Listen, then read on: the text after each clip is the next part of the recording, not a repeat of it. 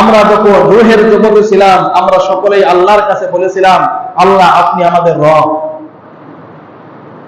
আল্লাহ তাআলা আমাদের রূহের জগতে জিজ্ঞাসা করেছিলেন সকলকে একত্রিত করে, আলাস্তু বিরব্বিকুম, আমি কি তোমাদের রব নয়?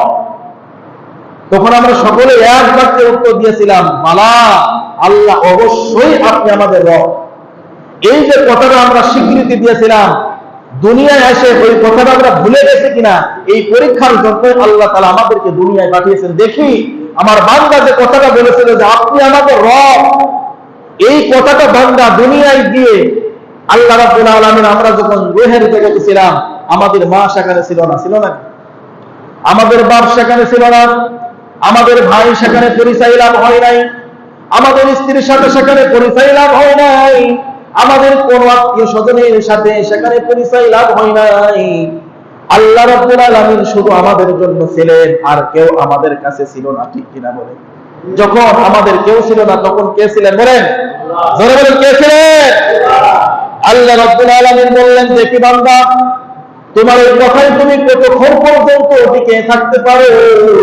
আমি আল্লাহ তাআলা তোমাদেরকে পরীক্ষা নেব।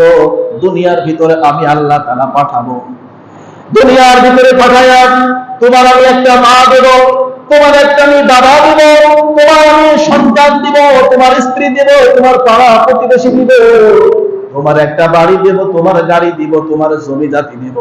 সব কিছু দিয়া আমি আল্লাহ তাআলা পরীক্ষা করব, তুমি তোমার বাবাকে বেশি ভালোবাসো নাকি আমি আল্লাহ তাআলাকে বেশি ভালোবাসো? তুমি তোমার মায়েরকে বেশি ভালোবাসো নাকি আমি আল্লাহ রাব্বুল আলামিনকে বেশি ভালোবাসো? তুমি তোমার এলাকাবাসীদেরকে বেশি ভালোবাসো নাকি আমাকে বেশি ভালোবাসো? তুমি তোমার সম্পদকে বেশি ভালোবাসো নাকি আমাকে বেশি ভালোবাসো?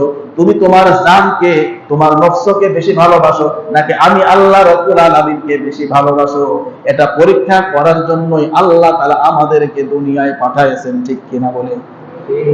এই পাঠানোর পরে আবার যখন আমরা মারা যাবো, কবরের ভিতরে শুয়ে পড়বো, ঠিক ওই যে আমাদেরকে আমরা পেরেছিলাম আল্লাহ আপনি আমাদের রব, এই দুনিয়ার ভিতরে আল্লাহ তাআলা পরীক্ষা করায়া আবার আল্লাহ তাআলা কবরের ভিতরে প্রশ্ন করবে, বান্দা মা রব্বুকা, তোমার রবকে?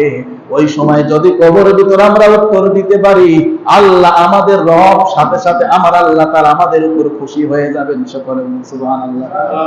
খুশি হয়ে যাওয়ার সাথে সাথে কবরের ভিতরে যে কাফনের কাপড়টা ছিল, ওই কাফনের কাপড় আর কাফনের কাপড় থাকবে না, ওই কাফনের কাপড়কে আমার আল্লাহ রাব্বুল আলামিন জান্নাতের পোশাক দ্বারা পরিবর্তন করে দিবে। বলবে, ফেরেশতাদেরকে বলবে, ও আমার ফেরেশতারা, আমার এই বান্দা মৃত্যুর অনেক কষ্ট সহ্য করেছে, দুনিয়া